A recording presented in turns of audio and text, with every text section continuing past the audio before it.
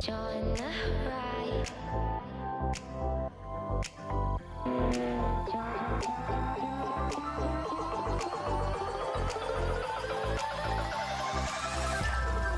Join the ride.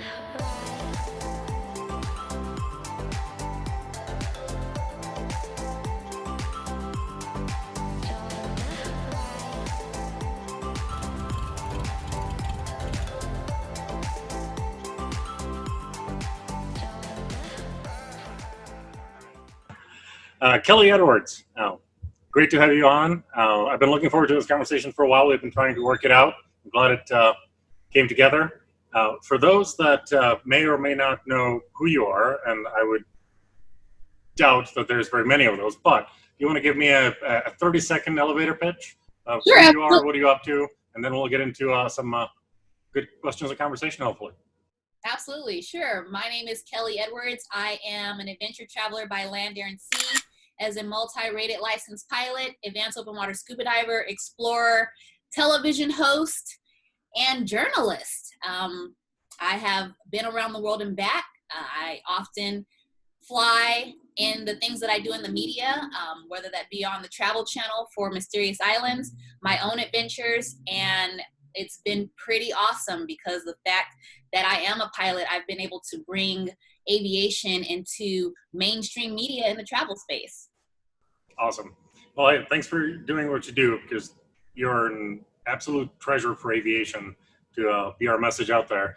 And I have to say, I think you're one of those short list of people that deserve a 2-page resume. I was always told this not to do, but I think you're okay having 2-pager. Thank you. I mean, the adventures are endless, so I just keep adding to that resume. That's for sure. You know, I'm young. I can do it. Why not? So yeah, you're right. I do too much. Hey, there's never too much when it comes to travel, if you ask me. Awesome. So, you know what? I think it's great to have you on. We'll talk about aviation and flying. But since the timing worked out the way it did, and we've been matching schedules for a while, this actually, I think, is great timing for this to work out, because it was going on in the world around us. And I don't think we can hide from it. I think we need to talk about it. And you have an incredible and unique perspective from many, many angles on this. We clearly have issues to resolve, both as a country and as aviation. So I would love your perspective.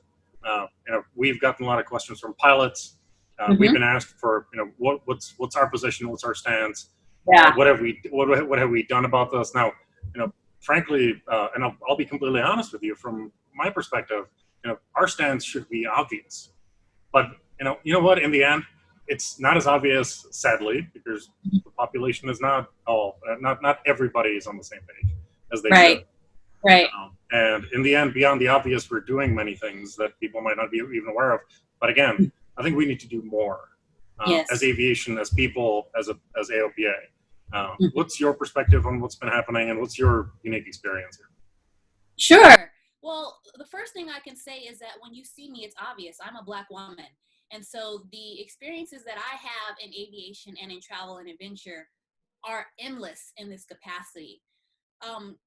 When I think about this country and I think about what my community as a whole has been through, history shows it's been terrible. And that's just the complete honest truth. And now we're at a time, once again in history, where people are fed up. We've had enough once again, and we are using our voices and our presence to show the world that enough is enough. And unfortunately, at this time, it took a man losing his life right before our eyes for everyone once again to go up in arms. And that is extremely unfortunate. But when it comes to the world of aviation, we have our own issues within this community. And it goes all the way back to World War II with the Tuskegee Airmen.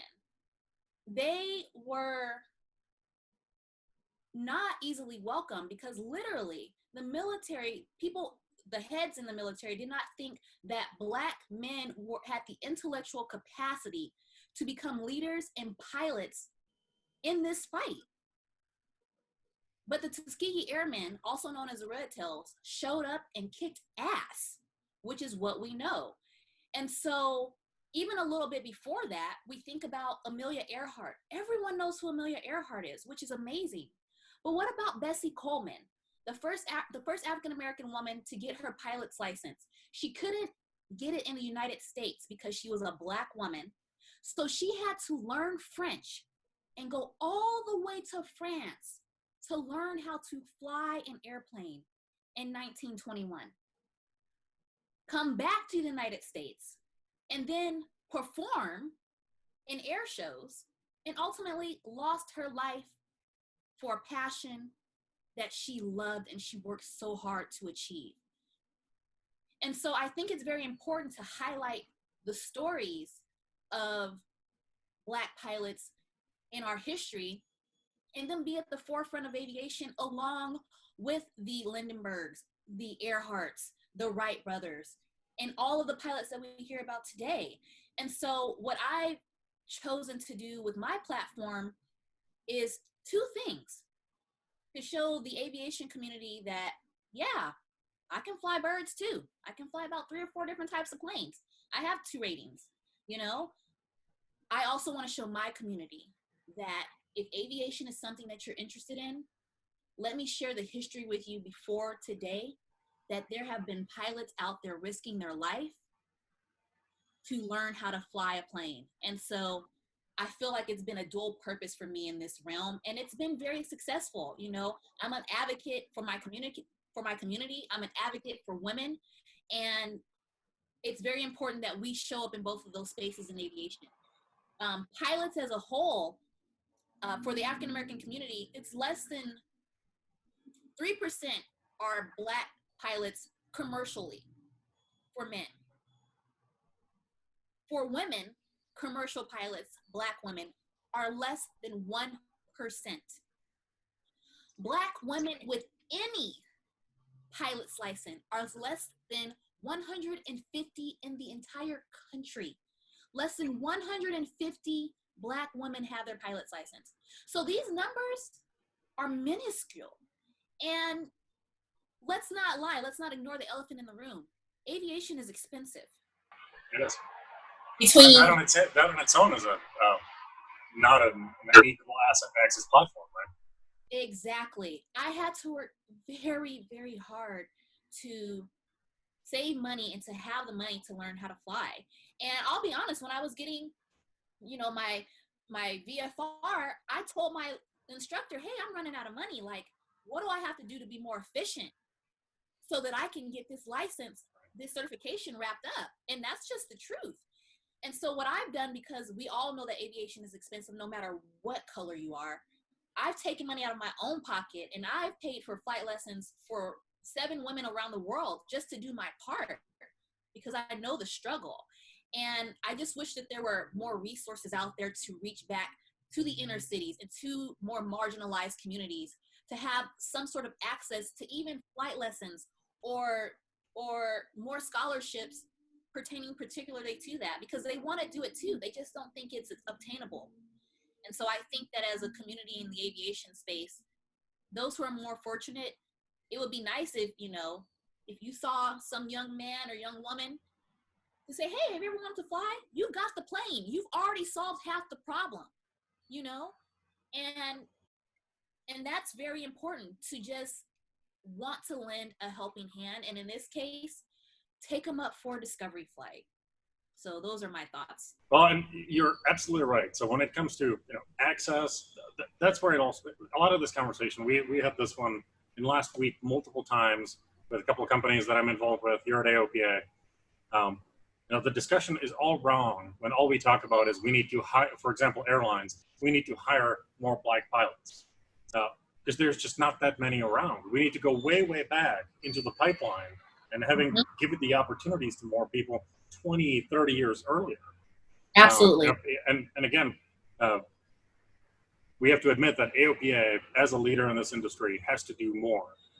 But we have, you know, things that we're already doing, like having 40% of the kids that are using our free high school curriculum, our high school aviation curriculum, 40% of them are people of color, Black or Hispanic or of other cultures besides Caucasians or whites. And that's only a start. We give away over $1 million worth of scholarships to kids and teachers that need it. Again, that's a start. Yeah. I don't. That is nowhere near a finite statement here. And I do think that at the least we have to take this opportunity out of tragedy to talk about what more we can do. Yes. And I really appreciate you and people like you having the voice out there to lead the charge. Because in the end, as much as we need to say something as an organization, as an industry, more importantly, we have to do something. Yes. That's the. And I think that's one thing that I've noticed because, I talk to, I belong in 3 spaces: aviation, diving, and adventure and exploration. And so I've been having these conversations with large brands in publications like AOPA, large brands in the outdoor space. And at the end of the day, words mean nothing. Everyone wants to see action. And are we asking you to peel back everything and just like solve it tomorrow? No, but we want to see that you're willing to begin actually today. And that's where it comes into.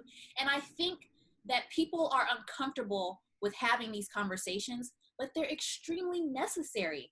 And if you don't find that you have enough resources, not only is Google an amazing tool, but you can reach out to people like me. I know plenty of young people who would love to have a pilot's license. Anthony Onshunga, who I met through you, the aerobatic pilot. I'm sure he knows a lot of people. There are people out here who would love to, say, we got a couple of kids over here. I also know there's some other pilots out there who are taking people up on their own. And so we just really it's not about the acknowledgement, it's about the action. And that's why people have been saying, hey, what is AOPA going to do? Because you guys are the largest in the space. And so we look to the leaders of these realms to step up and be the change, because we need it. You guys have featured me a few times, which has been amazing. And so I've had people reach out to me before and say, hey, I came across you an article in AOPA pilot, or I came across you in flight training. And so for me, that's great. And I've had people say, listen, I've never met a Black pilot before, and I've never met a Black female pilot before. As a matter of fact, Aaron Fitzgerald from Red Bull, the aerobatic pilot, because of the article that I was in, he reached out to me and he took me up and we went inverted. And that was because he saw me in an article, I work with Icon Aircraft. They're also familiar with me through, the articles that they've seen in your publications. So it even gives people like myself who already have had large platforms to be able to go into spaces that people weren't familiar with me, for me to have new connections, to find a way to filter that back down beyond myself, which is amazing. So it's all about making that initial connection that could lead to so many more things. Right. And some pilots are already incredibly generous with their aircraft and with what they can do. Yeah. Now the question is, how can we get more of them to understand that it's not just those that are just outside the fence. There's a whole other community that they can reach out to. Those kids that are, again, in the high school program, right? A lot of them very likely, and that program, because it's free to high schools, clearly indexes pretty significantly to inner cities and poor communities, because those schools can't pay for curriculum that they normally have to pay for. That's why they take a STEM curriculum. But Sean Tucker has his own academy, right, where he's got a lot of kids from incredibly disadvantaged neighborhoods, from farms, from illegal kids of illegal immigrants, kids that come out of families that have issues with drugs and things like that. Those kids, all they need is inspiration and being able to see that there is something else. So we have incredible power as pilots, I think, to give those individuals a little bit of a chance. And then the industry as a whole just needs to welcome them more. And I love the way you position that. Absolutely. I mean, look at how long it took for airlines to start implementing pilot programs. Like, you were wondering about your shortage for so long. Hello, you guys got the money. Send it on back down the pipeline Yep. and invest into the community that you want to foster. Right. And kind of to wrap it between all the different things you're involved with, I would love to talk about the influence of travel as well, because aviation is and especially general aviation in terms of the extra freedom of flying anywhere you want to, really. It's an enabler of travel, and I've been fortunate to be involved in the global travel industry before coming into aviation. And I'm paraphrasing a quote that I think reverberated through travel, but I think it should actually through aviation, and that is, travel is one of the biggest and best antidotes to narrow-mindedness.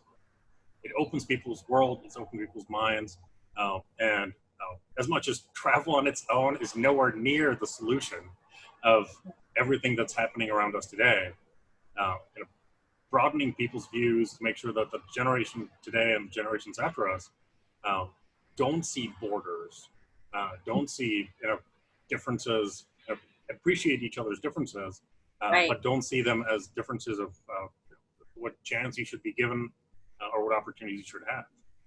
Tell me a little bit about the influence of travel, because we do that with these things all day long, and you are involved in it on a couple of different levels. How does travel influence people from your perspective, or people you've met that started to take inspiration from you, started to travel? How that's changed them? Oh my. So travel is exactly that. It opens your mind. The first thing that I want to say, in all of my travels, and I've been to over 50 countries. Last year alone, I traveled 106,000 miles, which is 4.1 times around the world. Okay, so I've definitely got some experience in this. And frequent flyer miles. And lots of status. Hello, Delta American. But what I have noticed is that as different as everyone wants us to seem, we are so much more alike. Everyone wants to have love, family, community, culture, sharing, neighbors. We everything that I do right here where I live is replicated in another place. And so at the foundation of it all, we are more alike than people would like to admit. And I've seen this with my own eyes. And that's not with us sharing the same language. It's just in their actions of what they do. They're going to the store. They're picking up their kids from school. Kids are playing in the streets. They're at the parks. They're at the markets. We're all doing the same things. So why are we seen so differently? And I think that that's what travel does. It's also checked me, because I acknowledge the privileges I have too. I've gone to places where they have one water spigot for the entire village and community. And here I am turning on my shower water and not getting in until it's hot for 3 minutes, So it made me check my own privilege, like, hey, I should be aware of this running water that I have and this electricity that I have, when there's people around the world who don't even have that. And so I've seen travel change people. Travel has changed me. I'm originally from the south side of Chicago and raised in San Bernardino, California. So these are two places that are not known for travel, for adventure, for aviation, beyond, Bessie Coleman really cultivating her life there as well. But if I would have never taken the opportunity to go to the next town and the next city, eventually to the world, what is fed to me by media would absolutely narrow my point of view. But I think travel is important to go out and experience so that you can dismantle the stereotypes and the things that are put in your head. It's best to experience things on your own instead of all of the hearsay. And I think that's the importance of travel, is the connection to people who you may not think are like you, and you will be surprised to see that they are. Yeah, that's amazing. And again, general aviation and aviation in general is a vehicle that makes that happen. So we do need to do more, and we need to be at the tip of that spear to be part of a positive change. Definitely. I mean, general aviation, it is really changing my life because I started off, just as a travel journalist and blogger. And it was really general aviation that took my career to the next level because it separated me from the masses. And the fact that I can go to Van Nuys Airport, Santa Monica, Whiteman, and get a plane, whether it's a friend letting me borrow it and gassing it up or renting it, I can take off and be gone. And that type of power is so incredible.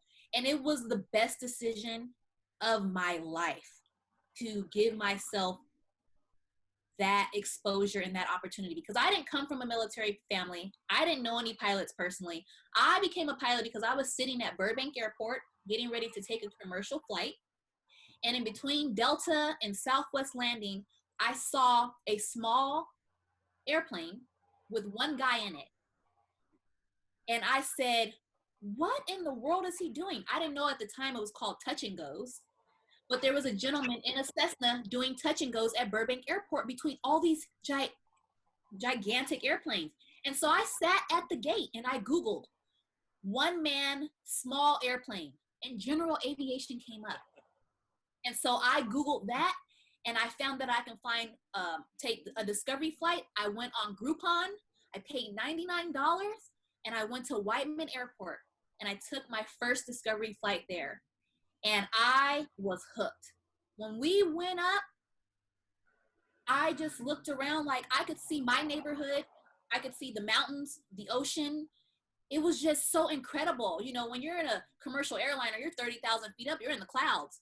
But with GA, we 7,500 feet, and you can see everything. And I thought that was incredible. Mind you, I'll be honest, I got kind of sick. I didn't throw up, but the G-forces, I was used to pressurization, sitting in my nice, comfortable seat. And I didn't even care that I felt like nauseated. I said, the fact that I can see all these things, and when the instructor said, hey, Kellee, I want you to take controls. When I grabbed a hold of the yoke and I used the rudders and I did a slight turn and the plane moved because of me, I said, sold.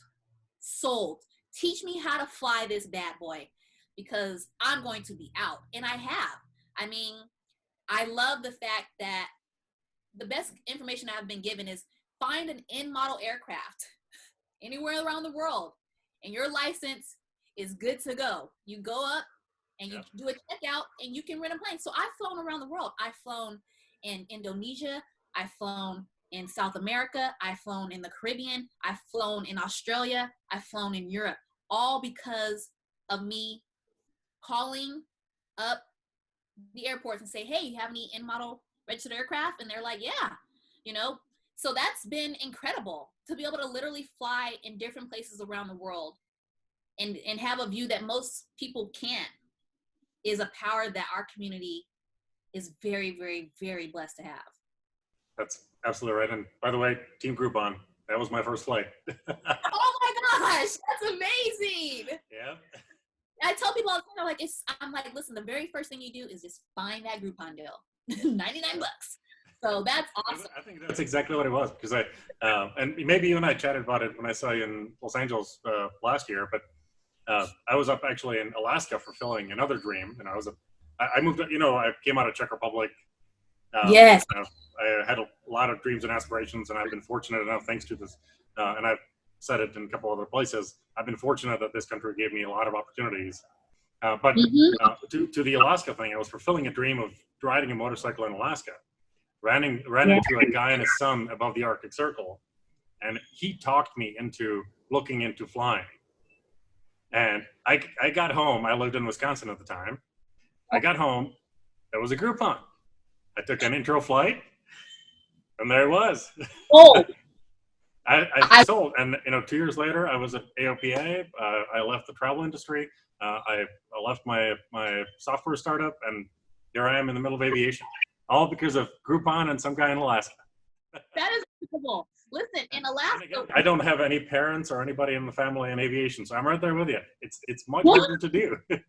No, it definitely is. I didn't have anyone to ask any questions, and I met people subsequently after, but before, oh man, it was definitely the blind leading the blind. That was me. Like, thank goodness for my instructor. I know I probably overdid it with the questions and the text messages, but I really didn't have any resources. But I didn't let that stop me from wanting to become a pilot, you know? And I love that you found this in Alaska, because I've flown in the Aleutian chain and it is gnarly up there. Holy smokes. It's probably some of the toughest flying that I've done, just because it's just so temperamental. The weather up there is so temperamental.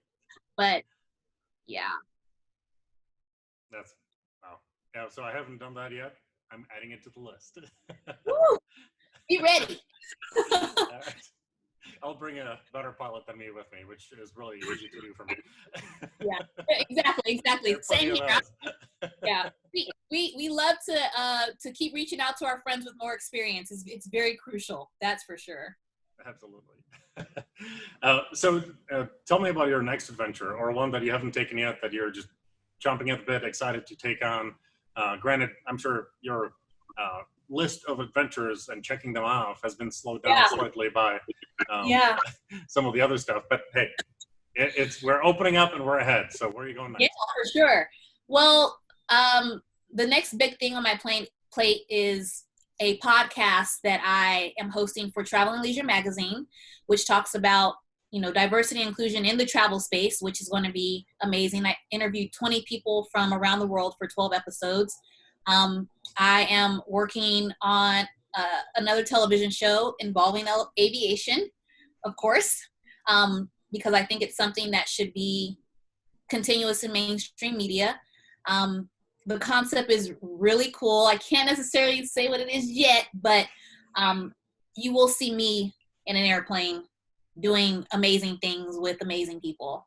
So that's happening. And yeah, I mean, I just love to go fly. It's just in my bones. And this is funny because during quarantine, everyone has been locked down and can't do much. And I've been talking to my pilot friends and I'm like, do you feel bad that you can just go and leave if you want to? Because I sure have just went and grabbed a plane and left. So, we've given ourselves this opportunity to not be as boxed in. I mean, because we've been dealing with untowered airports forever. I can fly from Van Nuys to San Ynez and just land and have a picnic there and come on back. So, being a pilot is a privilege in itself, as we all know, but especially during times like this when people don't have the ability to move the way we do. So we all rock. That's right. And I think some of us are convinced that the COVID situation is actually going to help general aviation in some ways.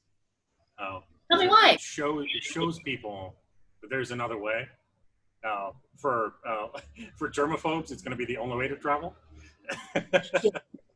Yeah.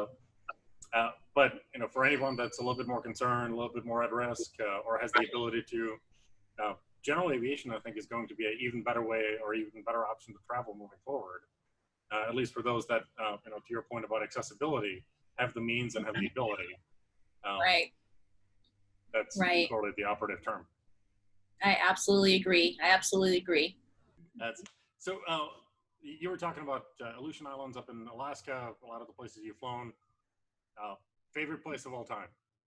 Oh, I think one of the most incredible experiences I've had flying was along the Kimberley coastline in Australia, because we landed on this little dirt strip in this little remote part of Australia. And it was just incredible. I've never seen a coastline like that. It was one of my first times landing on a dirt strip at that. And that's a whole different ball game. You got to make sure that front wheel, because I was flying a Cessna, doesn't dig too deep, into the dirt upon landing. And so I think the Kimberley coastline in Western Australia was incredible, and the Aleutian chain, because I flew from Dutch Harbor to Nikolsky, and it took us 3 times trying to get over there. And I was flying with the safety pilot, and he was like, listen, we've got to turn around. So we had to delay the whole shoot for that episode for the Travel Channel almost 4 days because the weather was so sick. It was insane. But landing on Nikolsky, that's the famous island where they have the big, huge airplane that's been there for, I don't know if it was a purposefully crashed or they left it, whatever's clever, but it's there. And so we flew there and we flew in supplies, and it just really let me know how important aviation is in certain communities where the only way that they can get supplies is for it to be flown in. And so that was a big deal. I'm like, oh, there's no Target around, there's no grocery store. Like, we're offloading toilet paper and groceries and vegetables. And I was like, that's why it was really important for us to get there, because, even though they live off the land there, they still also depend on, the chartered flights to come in and bring them resources. So that was incredible. But I will say I've had some really interesting situations as a young Black female pilot where I would show up to the airport. Clearly, Kellee Edwards has blocked that off to rent, and people literally saying, "Oh, are you lost? Are you looking for something?" And I'm like, "No, I'm Kellee Edwards." Them being completely shocked. Even when I was shooting my television show, having an entire crew there and executives from the network, and I was going to do a flying scene, and the airport manager says to my director as I'm shooting, he says, "Why is she walking to the left seat? Why is she walking over there to the plane?" And my director said, "Because she's the pilot." And had I been a white guy or a white pilot or host at that, let it have been Bear Grylls or someone like that, no one would have questioned if he was about to go fly that plane. But the fact that it was a young Black woman, the man, his mind was blown. And he admitted to it. He's like, "I don't see many pilots that are Black here." So I didn't know that this whole entire shoot was based around you as the pilot. And he was very uncomfortable because I could tell he was embarrassed at the way his narrow-mindedness came across. But it was a teaching moment because I didn't want my face to be the last face that he saw. I wanted him to know, hey, I've seen this before. So when the next person comes in, it won't be as surprising. And I think that's my role in this life that I have, is because I'm constantly the first of a lot of things. The first Black woman to have her own television show on the Travel Channel. The first person to be on the cover of Travel and Leisure magazine with an airplane. Travel and Leisure puts landscapes on their cover. My cover has a Cessna 172 at Agua Dulce Airport on that magazine that has circulation of 1 million people. And so I want my presence and the presence of others, especially POC people and Black people, to be welcomed in the aviation community. I want to make it as normal as possible, and we all have a way to go, and I have no problem continuously stepping up to the plate with that. And thank you for doing that, because this should, again, it's sad that it should be uncomfortable for anyone. Let's be honest with ourselves, right? I've just heard a story of a friend of mine's daughter, a young woman in her 20s, pilot, joins a flying club, is at the hangar, about to take the airplane out to go flying. Yeah. Just like any other pilot member of that club should. Another member that didn't know her walked up and almost chased her away from the airplane. "What are you doing here? Why are you touching the airplane?" And that kind of thing. And again, we have to admit the issue, right? It's unless, and I've lost my accent, so I've lost any kind of differentiation at this point. Yeah. So unless the pilot walks and looks like me, yes, there's a lot of pilots out there that seem like there's something wrong or you don't belong. And you know what? That shouldn't be uncomfortable to say. That's wrong. And we need to fix that. Yeah. It's so true. It's so true. I always say that I'm not your grandpa's pilot. I'm not, I think what people think aviation is what is displayed, and it needs to be changed. Even when I go to Oshkosh, I've showed up there, and I remember the first time I went years ago, and I was just surrounded, but I didn't see anyone who looked like me. And I was okay. I made a lot of friends there. And this is the other side of it. I want to make this a point too. I've had a lot of kindness towards me being in the aviation space. People saying, hey, you can use my plane, or if you just want to pay for the gas, that's great too. Literally the words are, because I would love to see more people and more young women like you doing this. And I think that is important, to make us feel welcome, make people feel welcome. And so I would be remiss if I left that out. I've had a lot of generosity in the aviation space because I chose to be here. And for the one person that made me uncomfortable, 5 more have not. And so I want to, say that there are a lot of people out there who are my grandfather's age and my father's age, who recognize that there's an issue and want to do their part to change. And it doesn't take much to step up to do that, but for some it does. And if you're listening to this interview and find yourself uncomfortable, then I'm speaking to you. If you want to make change, you have the ability, you have the access, and you have the resource. Absolutely. So on the note of welcoming people, like I told you, we have a whole bunch of kids in high school right now taking aviation curriculum, which means that they want to be pilots, they're well interested in aviation, they want to have career in flying, or at the least want access to this incredible privilege that is flying. Yeah. Many of them, when they come to the airport, are not going to feel welcome. So help me welcome them, give them a welcome that they might not otherwise get. Are you feeling comfortable saying something? Oh, sure. I have no problem. On the spot. I guess I'm a TV host and journalist for a reason. Hey, gay. Hi, guys. Welcome to the first day of the rest of your life.